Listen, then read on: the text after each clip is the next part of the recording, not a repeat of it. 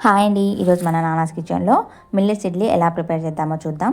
So దానికోసం వచ్చేసి ఏ type of millets అయినా మనం ఇక్కడ తీసుకోవచ్చు. నేను వచ్చేసి సామలు తీసుకుంటున్నాను అనమాట, లిటిల్ మిల్లెట్స్ అంటారు. సో 1 గ్లాస్ వచ్చేసి మిల్లెట్స్ తీసుకుంటే హాఫ్ గ్లాస్ వచ్చేసి మినప్పప్పు అంటే ఉద్దిబ్యాలు తీసుకుంటున్నానండి.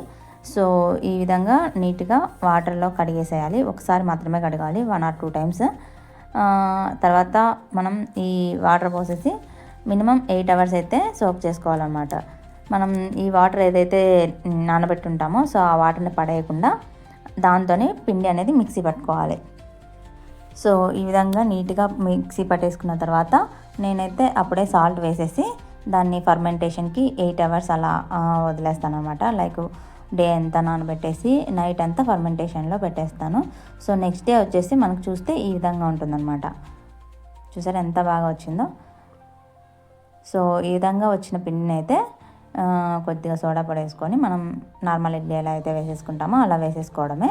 సో ఇడ్లీ మాత్రం చాలా నార్మల్ ఇడ్లీ ఎలా వస్తాయో ఆ విధంగా అయితే అంత సాఫ్ట్గా ఉంటాయి. సో ఎలా ఉంటాయి అనేది కూడా మీకు తీసి చూపిస్తాను నేను, చూడండి. ఇక్కడ మీరు చూస్తే ఇడ్లీ ఎక్కడ కూడా స్టిక్ అవ్వకుండా నీట్గా వస్తుందన్నమాట. సో ఈ ప్రాసెస్ అనేది ఇంపార్టెంట్ అండి. ఈ నానబెట్టి నీట్గా ఫర్మెంటేషన్ జరగడం ఇంపార్టెంట్. సో చాలా సాఫ్ట్గా అయితే వస్తాయి, మీరు ఇక్కడ చూడొచ్చు. సో ఈ ప్రాసెస్లో మీరు కూడా ఒకసారి ట్రై చేసి ఎలా వచ్చిందో నాతో కమెంట్ బాక్స్లో షేర్ చేసుకోండి ఫ్రెండ్స్. Thank you.